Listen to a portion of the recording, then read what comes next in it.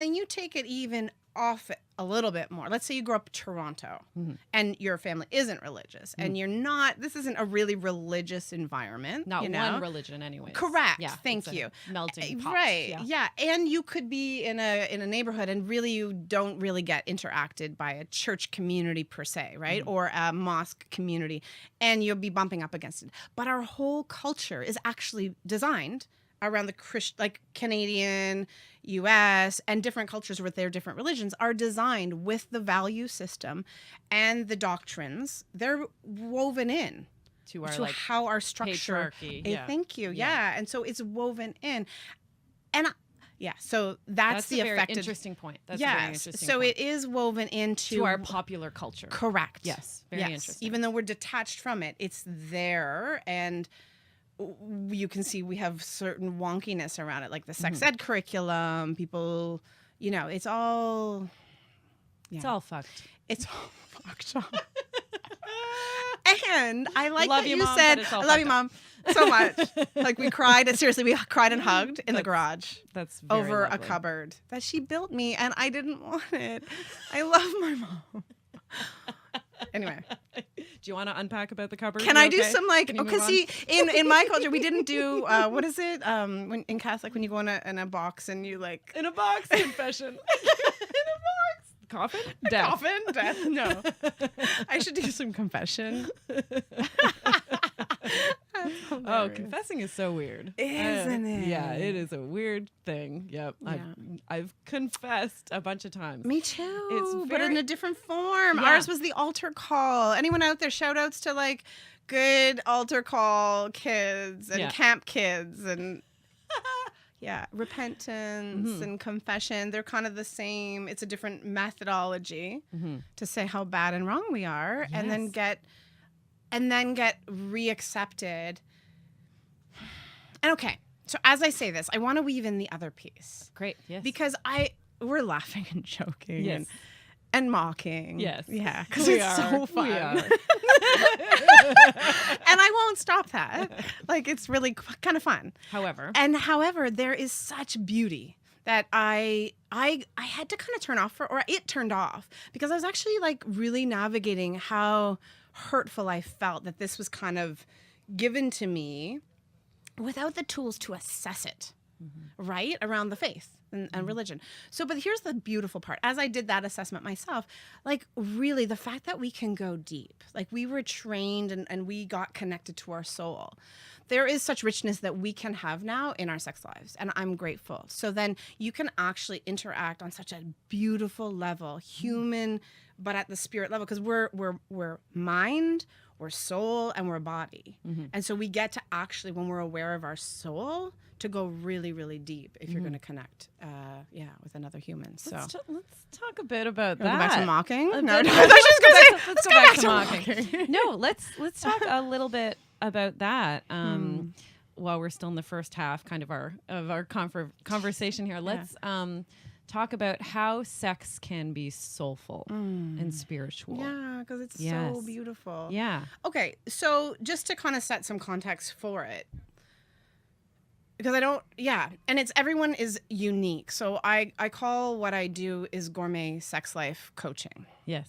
Because you have a flavor. Right now, I'm thirsty for water. Last night, I was thirsty for beer. Yeah. Another night, I'm thirsty for red wine. And so it's like, it's different flavor, all of this. So all of this that I'm about to say, and actually, your podcasts are great because they hit different flavors and different tastes. Right. And so I'm going to speak to it from my angle, but listen to it from your own, because you're listening in because you have some affectedness by religion at whatever level or degree.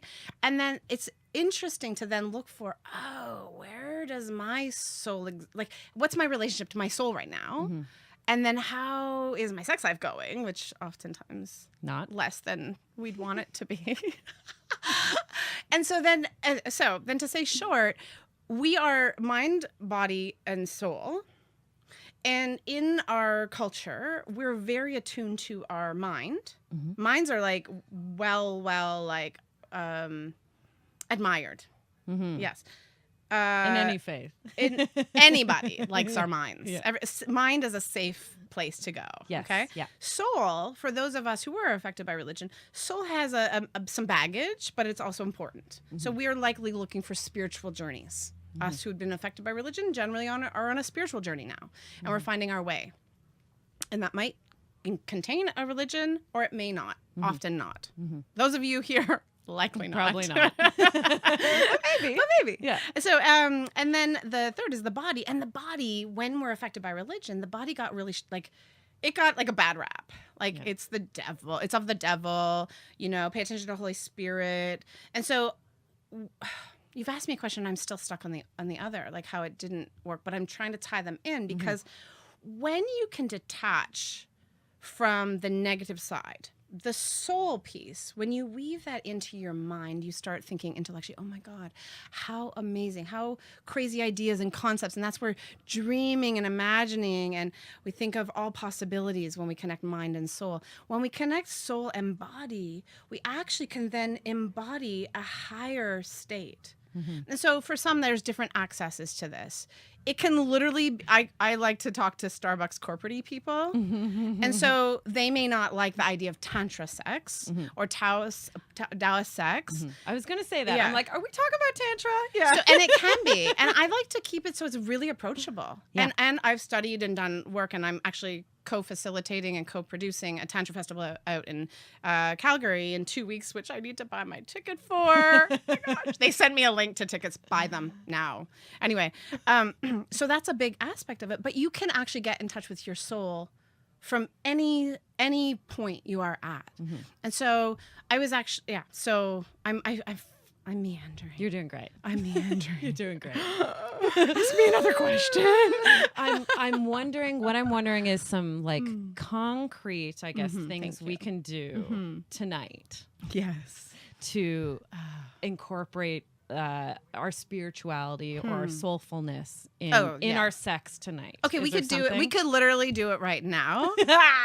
She's like, okay, I'm here for it. because there's basic is mindfulness. Yeah, right. Basic. And then a way to do mindfulness is breath work. Great. So you can have moments of connecting your soul and your sexuality. Like, I could just do it right now. Yeah. Let me have it. Yeah, okay, that was nice. No, I'm doing it. I saw the change. I mean, it affected me. So let me explain. What did you do? I literally just paid attention to my body for a moment, and I paid attention to you and our connection. Oh, now I'm doing it. Right? You should have. I don't know that you can get the close up and see, but it's. Oh, you did it again. I did. You did it again. I'm making an effort. It's that simple. It Great. is mostly mindfulness. So Great. really, really simple, just to pause. And oftentimes take a breath because we're racing. You can hear I knew I was rambling because I can't catch a breath. Doing it again. Yeah. Yeah. Grounding, connecting. Yeah, that's a great. It's the simplest thing. First, Yeah. a jumping off point. Yeah, it is. Stop for a second. Just pause. Stop for a second. And connect to Actually a take a moment in breath. your body, which is breathing, or I went right to, wow, I'm going to use the word yoni, which means I've been affected by Tantra people enough that I'm using yoni. Great. Which could also be all down there, the nether regions. Your for pussy. the pussy. See, look, I can hardly say pussy. It's just not, I don't own the word yet. I'm sorry. No, it's all good. One of my dear friends, Nikki Brown get in there. New York, she's like, pussy matters. That's her event. So I'm like, I can't do that. Awkward sex coach. Yes. My friend wrote a fringe play called Crazy Pussy. Oh. And it was about her mental health and sex journey, essentially. And it was so funny. At one point, all the fringe groups that were in this one space, were just kind of introducing themselves in their plays. And she was like, "Hi, I'm from Crazy Pussy." And I was like, come on. I'm like, your show is called Crazy Pussy. Like, we got some work to do, I think. Yes, like, on like, I'm her. She's me. It's Crazy that. Pussy. Yeah. It's like question mark. I have one. Yeah. Like, At one point, it was literally cats, but like they were all different types of pussies, like in the Cats musical.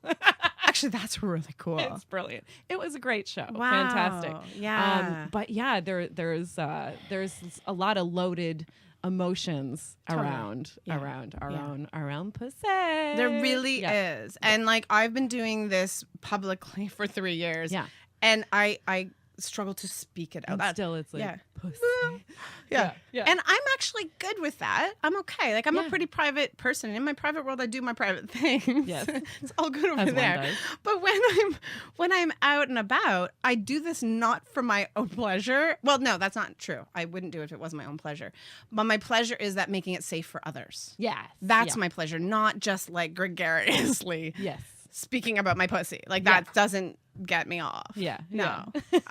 It's the sacrificial lamb sort of thing going on here. Yes. Oh my I gosh. see the parallels. Gosh, save me. Oh my right. God. Oh, Yes. save Every me. word. Oh, Yes. save Save me.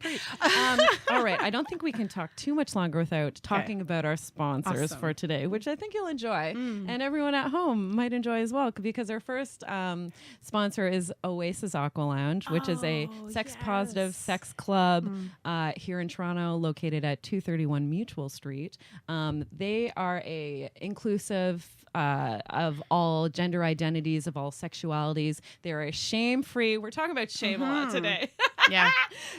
Oasis is a shame-free and judgment-free space when it comes to all types of pleasure and play, which is fantastic. I'd love to put a plug in because Yes, wow. yes. See, all my words come out and then Anyway, so I would like to share. Yeah. Because I, again, can I repeat it again? Awkward. Okay. So I went and I went on my own and I'm like, I'm going because I want to check this out and I want to feel completely comfortable. So I wore my clothing in, and I mean less than normal clothing. Yeah. And I'm telling you, the space felt great. Great. And everyone had me feel comfortable. It didn't really matter what or who or how. And yeah, what a great space. It's amazing. Yeah, they have amazing employees and the there. facilitators, totally. I loved that was when something opened up for me about like kink is normal and normal is like anything can be kink. Like it was And just anything can be normal. That's it. Like so, yeah, it's a great location. I'm to so happy to hear about that experience. and That's yeah. fantastic. Yeah. Expand your mind and go over to oasisaqualounge.com. Or of course, visit the club that's located right here in Toronto if you're a Torontonian. Secondly, comeasyouare.com. Girl, come as you are. Okay, they are a Toronto-based company that's been around forever. They're trans-owned, trans-operated, and they're located on the webular at comeasyouare.com. They are a feminist. They're an anti-capitalist sex store. They have so many different lovely products, and they want to give them to you at the lowest price possible because they really want to spread, just like ourselves today, want to spread insight and knowledge, and talk about all our experiences and help each other. So they want to give you a coupon code. It is BEDPOST, BEDPOST. You'll get 15% off when you buy a lovely sex and sexuality product at comeasyouare.com. And something that you can get at comeasyouare.com. Have you heard of unicorn collaborators? Have you seen my lovely bracelet that I'm wearing today? Well, it's not just a bracelet. Unicorn Collaborators is a fantastic leather works